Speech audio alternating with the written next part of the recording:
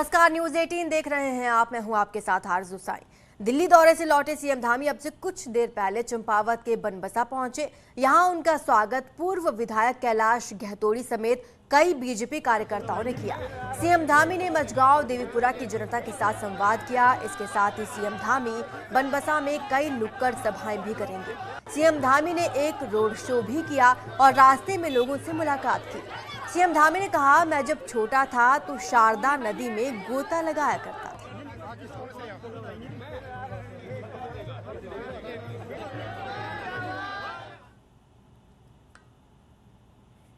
पत्रिका का एक कॉन्क्लेव था, पूरे सभी मुख्यमंत्री उसमें आए हुए थे। तो चूंकि मैंने कहा कि मुझे आज बनबसा क्षेत्र में, गुटनी क्षेत्र में, गणिगोट क्षेत्र में, बनबसा बाजार में सबसे आज भेंट करनी है। अब चूंकि आप सबके बीच में, वैसे तो मैं इसी शारदा मैया के किनारे, अभी मैं इनसे कह रहा था कि इसमें दिन भर 12 बजे से लेकर, जब स्कूल की छुट्टी होती थी, 12 बजे से लेकर शाम 5 बजे तक। इससे पहले आज अपने दिल्ली दौरे के दूसरे दिन सीएम धामी 5 जन्य पत्रिका के कार्यक्रम में शामिल हुए। अपने संबोधन में सीएम धामी ने कहा, उत्तराखंड की जनता मिथक को तोड़ रही है। पहाड़ की जनता ने इस बार भी विकास को चुना है। चाहे आज ऑल वेदर रोड बनी हो उत्तराखंड के अंदर, चाहे करने वाली रोडें बनी हो, भारतमाला श्रृंखला में रोडें बनी हो, बद्रीनाथ केदारनाथ में होने वाले पुनर्निर्माण के कार्य हो, चाहे आज स्वास्थ्य के क्षेत्र में, चिकित्सा के क्षेत्र में एम्स ऋषिकेश चल रहा है, हमारा उधम सिंह नगर में खुल रहा है, तो ये सारे काम हमने रखे। और जहां तक राष्ट्र की बात है, राष्ट्रवादी विचारधारा की बात है, राष्ट्रवादी लोग, राष्ट्रवाद को मानने वाले लोगों की बात है, तो उत्तराखंड की देवतुल्य जनता ने मोहर लगाई। इसीलिए उत्तराखंड की देवतुल्य जनता ने एक मिथक तोड़ा है। 22 सालों में उत्तराखंड के अंदर दोबारा सरकार बनी और प्रचंड बहुमत की सरकार बनी है। उत्तराखंड में राज्यसभा की एक सीट को लेकर 10 जून को चुनाव होगा। सूत्रों से जानकारी ये है कि उत्तराखंड बीजेपी ने उम्मीदवारों की लिस्ट तैयार कर ली है। दिल्ली में बीजेपी हाईकमान को भेज दी गई है लिस्ट। सूत्रों के मुताबिक 10 नामों का पैनल बनाकर भेजा गया है और इस लिस्ट में पूर्व मुख्यमंत्री त्रिवेंद्र सिंह रावत, प्रदेश महामंत्री कुलदीप कुमार सहित कई नाम शामिल हैं। देखना है कि क्या फैसला होता है। विधानसभा में बीजेपी के अभी 46 एमएलए हैं।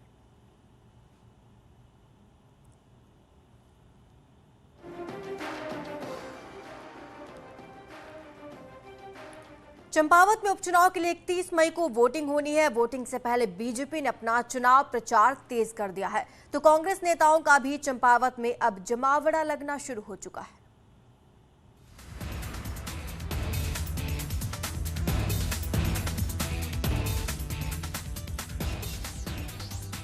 बीजेपी ने पूरे चंपावत को 5 सेक्टर में बांटकर इसकी जिम्मेदारी अपने 5 कैबिनेट मंत्रियों को सौंप दी है। इसके अलावा शक्ति केंद्र लेवल पर विधायकों को जिम्मेदारी देकर बूथ मजबूत करने को कहा गया है।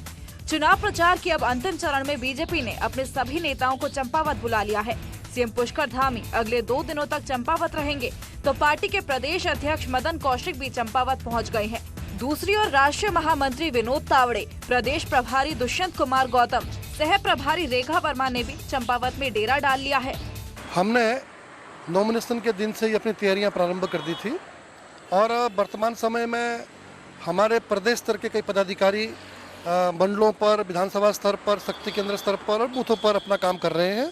उसके साथ साथ राष्ट्रीय स्तर से हमारे प्रभारी आदरणीय दुष्यंत गौतम जी, सह प्रभारी रेखा वर्मा जी और विनोद तावड़े जी, राष्ट्रीय महामंत्री, ये सभी पदाधिकारी चंपावत में अलग अलग स्थानों पर अपने अपने हिसाब से चुनाव प्रचार में लगे हैं।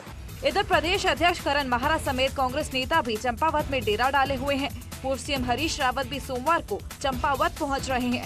हरीश रावत का कहना है कि हम अपने लोकतांत्रिक कर्तव्य पूरा करेंगे और बीजेपी को हराने का काम करेंगे। भी अपना लोकतांत्रिक कर्तव्य पूरा करेंगे और भाजपा को हराने के लिए काम करेंगे। और कल मैं भी जा रहा हूँ, हमारे सब साथी वरिष्ठ नेतागण वही हैं, पार्टी अध्यक्ष और पार्टी के जो सीएलपी के नेता हैं वो वहाँ डेरा जमा करके बैठे हुए हैं। बहरहाल चंपावत उपचुनाव में अब महज 8 दिन का समय शेष बचा है। बीजेपी ने इन 8 दिनों के लिए चंपावत विधानसभा के सभी 151 बूथों पर पार्टी वर्कर्स की ड्यूटी लगा दी है। खासकर उन 40 बूथों पर विशेष फोकस है जिन पर विधानसभा चुनाव में वो कांग्रेस से पीछे रही। न्यूज़ 18 के लिए देहरादून से सुनील नप्रभात की रिपोर्ट। रविवार को चंपावत विधानसभा के टनकपुर में सीएम धामी के समर्थन में महिला सम्मेलन का आयोजन किया गया, जिसमें कैबिनेट मंत्री गणेश जोशी ने कहा कि उत्तराखंड राज्य आंदोलन समेत तमाम बड़े आंदोलनों में महिलाओं की भूमिका बहुत बड़ी है। इस बार चंपावत में मुख्यमंत्री की रिकॉर्ड मतों से जीत होगी। महिला वोटर्स इस जीत में बड़ी भूमिका निभाएंगी। सम्मेलन में बीजेपी प्रदेश सह प्रभारी रेखा वर्मा भी शामिल हुई। उन्होंने कहा, बीजेपी सबको सम्मान देने वाली पार्टी है।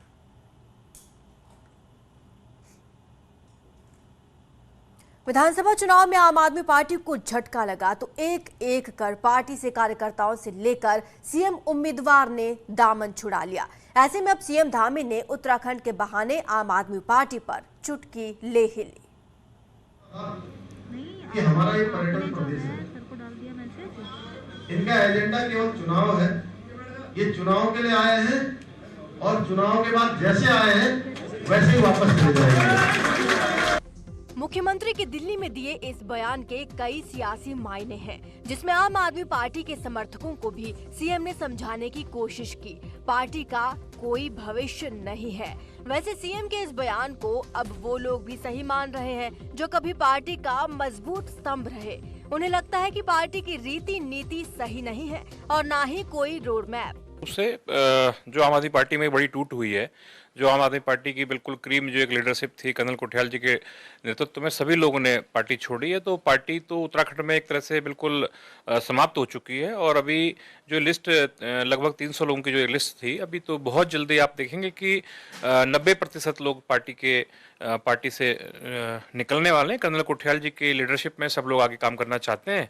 और जो कल धामी जी ने जो ये बात कही कि उत्तराखंड में जो आम आदमी पार्टी समाप्त हो गई, बिल्कुल हम इस बात से सहमत हैं।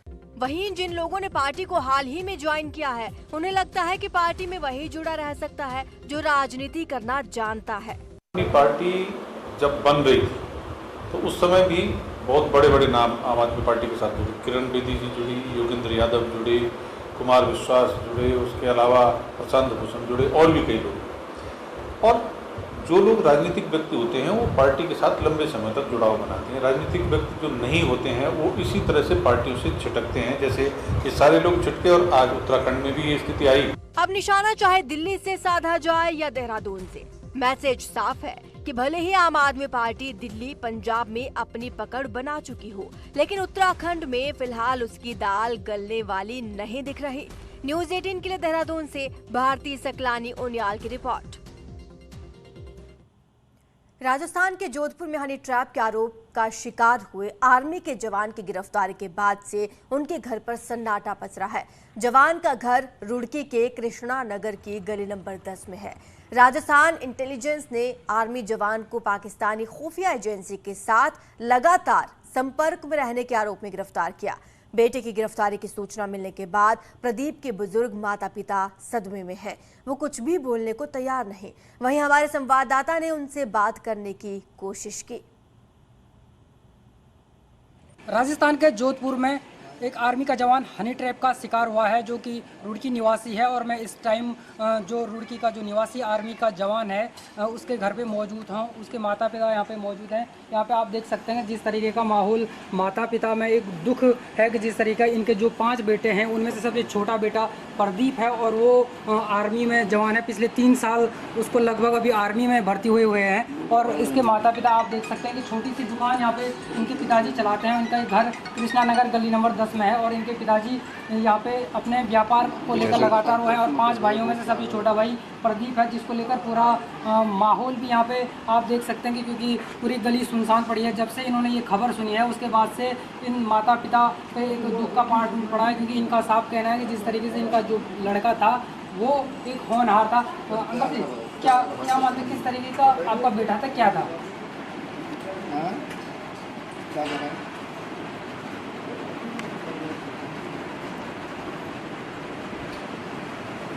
क्या मतलब आपका बेटा किस तरीके का था, क्या था और क्या मानते हैं?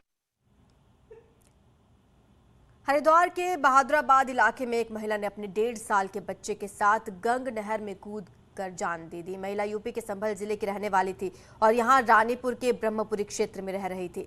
बताया जा रहा है कि घरेलू विवाद के चलते वो अपने 4.5 साल और 1.5 साल के बच्चों के साथ गंग नहर रेगुलेटर पुल पर पहुंची और अपने 1.5 साल के बच्चे के साथ नहर में छलांग लगा दी।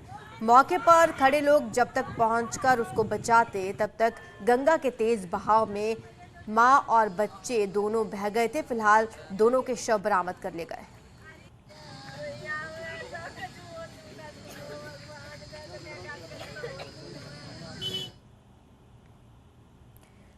चंपावत में न्यूज 18 की खबर का दमदार असर हुआ। न्यूज 18 ने अपने ग्राउंड की रिपोर्ट में दिखाया था कि इंडो नेपाल बॉर्डर से लगे आखिरी गांव सीम खेत ब्यूरी के मतदाताओं को वोटिंग करने के लिए 30 किलोमीटर का पैदल सफर आने जाने में तय करना पड़ता है, जबकि अगर अपनी गाड़ी से वोट डालने जाएंगे तो उन्हें आने जाने के लिए करीब 300 किलोमीटर का सफर करना पड़ेगा। खबर चलने के बाद खुद चंपावत डीएम गांव पहुंचे और उपचुनाव में जनता से मतदान करने की अपील की। साथ ही उन्होंने आगामी चुनाव में मतदान केंद्र पास में रखने का आश्वासन दिया है। मैंने वहाँ पे स्वयं पूरी टीम के साथ विज़िट किया है और उसमें मैंने ग्रामीणों से बात की और उनसे निवेदन किया कि वो अधिक से अधिक मतदान करें और आने वाले भविष्य में हम इलेक्शन कमीशन की गाइडलाइंस के अकॉर्डिंग उनको नियरेस्ट बूथ में समायोजित करने की कोशिश करें। उत्तराखंड में सिखों के प्रसिद्ध धाम हेमकुंड साहिब के कपाट ठीक आज सुबह 10:15 बजे श्रद्धालुओं के लिए खोल दिए गए। इस दौरान लगभग 3000 श्रद्धालु हेमकुंड साहिब धाम पहुंचे और पवित्र गुरुद्वारे में मत्था टेका। बीते 2 दिन से हेमकुंड साहिब में बर्फबारी हो रही है, लेकिन बर्फबारी के बीच भी श्रद्धालुओं में काफी उत्साह दिखाई दिया। वहीं दोपहर बाद आज फिर से हेमकुंड साहिब में मौसम बदल गया और हल्की बर्फबारी। कितनी खुशी हो रही है? बहुत खुशी है, बहुत बढ़िया लग रहा है, बहुत बढ़िया। मन को बहुत सुकून आ रहा है परमात्मा के दर्शन। ठंडी चढ़ती गला परमात्मा बाबा की। यहाँ पे आके कैसा लग रहा है? बहुत अच्छा लग रहा है। हमारी श्रद्धा बहुत है, वाहेगुरु की मेहर है। बजे गुरु साहब के जो कपाट हैं वो खोले गए और संगतों ने बहुत भारी संख्या में गुरु साहब के दर्शन करके और श्री हेमकुंड साहब के दर्शन करके बहुत ही खुशियाँ प्राप्त की। हेमकुंड साहिब में लगातार मौसम बदल रहा है और इस समय हम हेमकुंड साहिब में मौजूद हैं। लगभग दोपहर का समय हो चुका है और आप देखिए अभी भी हेमकुंड साहिब में बर्फबारी हो रही है। हम तस्वीरों में भी आपको दिखाएंगे। आप देखिए किस तरीके से जहाँ भी कैमरा पहुँच रहा है वहाँ पे बर्फबारी हो रही है और उस बर्फबारी के बीच जो तीर्थ यात्री हैं, जो सिख श्रद्धालु हैं, वो यहाँ पे मत्था टेकने के लिए आए हैं और लगभग 10:15 पर हेमकुंड साहिब के जब कपाट खुले थे तब धूप थी, लेकिन अब यहाँ पे मौसम बदल गया है और एक बार फिर से यहाँ पे बर्फबारी शुरू हो गई है और हेमकुंड साहिब में दोपहर के बाद इसी तरीके का मौसम रहता है। नितिन सेमवाल, न्यूज 18, हेमकुंड साहिब। बैडमिंटन में विश्व की नंबर 1 खिलाड़ी बनने वाली पहली भारतीय महिला साइना नेहवाल बद्रीनाथ धाम और केदारनाथ धाम के दर्शन करने पहुंची। उन्होंने कहा कि केदारनाथ पहुंचना एक सपना पूरा होने जैसा होता है। उनके सपने को साकार करने में उत्तराखंड पर्यटन से मिले सहयोग के लिए उन्होंने आभार भी जताया। करवाने के लिए आज ऐसा एक ड्रीम कम ट्रू हो गया मेरे लिए। केदारनाथ सबका ड्रीम होता है आने का और आज मैं यहाँ पे हूँ अपने पापा के साथ और इतने अच्छे दर्शन हो गए। तो once again would like to thank the tourism and also Heritage Aviation for helping me and making my trip so easy. प्रधानमंत्री मोदी ने अपने आवास 7 लोक कल्याण मार्ग पर थॉमस कप जीतने वाले बैडमिंटन चैंपियंस के साथ मुलाकात की। इस दौरान खिलाड़ियों ने पीएम के साथ अपने अनुभव को साझा किया। थॉमस कप जीतने वाले भारतीय बैडमिंटन खिलाड़ियों से पीएम मोदी ने कहा, मैं देश की ओर से पूरी टीम को बधाई देता हूं, ये कोई छोटी उपलब्धि नहीं है। वहीं पीएम मोदी ने कहा कि आज लक्ष्य सेन ने अपना वादा पूरा किया है। उन्होंने फोन पर कहा था कि मिठाई खिलाऊंगा, आज वो मेरे लिए मिठाई लेकर आए हैं। लक्ष्य सेन ने कहा कि पीएम ने अल्मोड़ा की बाल मिठाई मंगाई थी, मैं उनके लिए मिठाई लेकर गया था। अच्छा ये मुझे बताओ, फोन पे कहा था बधाई देते समय? कि भाई मैं तेरे से बाघ मिठाई खाऊंगा और वो आज लेकर के आया। मतलब जब आप मिलते हैं तो हमारा काफ़ी हम लोग मोटिवेटेड फील करते हैं वो फ़ोन कॉल के बाद भी। और जब भी आप मिलते हैं तो मैं यही चाहूँगा कि मैं ऐसे ही इंडिया के लिए मेडल जीतता रहूँ और आपसे मिलता रहूँ। और देहरादून का Rajiv Gandhi international cricket stadium इन दिनों बदहाल स्थिति में है। रखरखाव न होने की वजह से कुर्सियां टूट गई हैं, मैदान में बड़ी बड़ी घास उगाई है। वहीं क्रिकेट एसोसिएशन से जुड़े लोग अब भी सवाल उठा रहे हैं। वहीं खेल मंत्री रेखा आर्या का कहना है कि स्टेडियम में कोविड की केयर सेंटर बना था। कोविड के अभी तो ज्यादा मामले नहीं हैं, लेकिन सुप्रीम कोर्ट की गाइडलाइन है कि अभी वो कोविड सेंटर रहे। मई के बाद इस पर निर्णय लिया जाएगा ताकि स्टेडियम फिर से अपनी पुरानी स्थिति में आ जाए। सुप्रीम कोर्ट का भी ये निर्देश है कि फिलहाल मई एंड तक जो है हम लोग अभी इस पर कोई जो जहाँ पे बने या डीआरडी ने बनाया उसको यथावत हम लोग बना के रखें। तो अभी फ़िलहाल मई तक में हम इस पर कोई निर्णय नहीं कर पाएंगे। मई के बाद में यदि स्पष्ट है कि कोविड समाप्त हो गया है तो निश्चित रूप से वहाँ पे उनके संसाधन हटाते हुए स्टेडियम को और दुरुस्त करने का काम करें। जब स्टेडियम बना है उसकी देखरेख अच्छी तरीके से होनी चाहिए। अब क्रिकेट हमारे उत्तराखंड में आ गया है, क्रिकेट एसोसिएशन है और हमारे एसोसिएशन के पदाधिकारी भी बात कर रहे हैं लगातार सरकार से कि इसको एसोसिएशन को देना चाहिए। तो उससे क्रिकेटर्स का ही फ़ायदा है, सरकार का भी फ़ायदा है, एसोसिएशन का ही फ़ायदा है। नैनीताल के बेताल घाट में राजीव गांधी अभिनव विद्यालय बंद करने का विरोध हो रहा है। इस विरोध के बाद राज्य सरकार हरकत में आई है और शिक्षा मंत्री ने बयान जारी कर कहा है कि इन स्कूलों को सरकार बंद नहीं करेगी। दरअसल पिछले दिनों सचिव शिक्षा और निदेशक शिक्षा ने आदेश जारी कर राजीव गांधी अभिनव स्कूलों को समायोजन के निर्देश दिए थे। तो आपको बता जो राजीव गांधी अभिनव विद्यालय हैं उनको भी सरकार की कोई मंशा ऐसी नहीं कि उनको बंद किया जाए, लेकिन इन तीनों विद्यालयों में अगर कोई एक ही जगह में है तो उनको जो है आपस में ये करना पड़ेगा कि हमको एक ही पैटर्न में विद्यालय चलाने पड़ेंगे ताकि बच्चों को भी दिक्कत न हो और हर जिले में एक समानता आ जाए कि भाई हमने किस पैटर्न पे विद्यालयों को चलाना। खबर उत्तरकाशी से है। ऑल वेदर प्रोजेक्ट के तहत गंगोत्री हाईवे के चौड़ीकरण से गंगोत्री घाटी में हजारों पेड़ों की कुर्बानी दी जाएगी। बीआरओ और वन विभाग ने धरातल पर इसकी कवायद शुरू कर दी है। ऑल वेदर प्रोजेक्ट के तहत उत्तरकाशी से भैरों घाटी तक गंगोत्री राजमार्ग का विस्तारीकरण होना है। इसी के चलते गंगोत्री घाटी में हजारों देवदार के वृक्षों को काटा जाएगा, लेकिन इस बीच एक अलौकिक पेड़ को बचाने की मुहिम शुरू हो गई है। यहाँ पे गंगोत्री हाईवे पे कोपांग पे पास जो ये अद्भुत पेड़ है, ये बहुत सैकड़ों साल पुराना पेड़ और बहुत ही पवित्र इसको माना जाता है। जब भी लोगों का आना जाना गंगा। फिलहाल इतना ही। आप देखते रहिए न्यूज़ 18।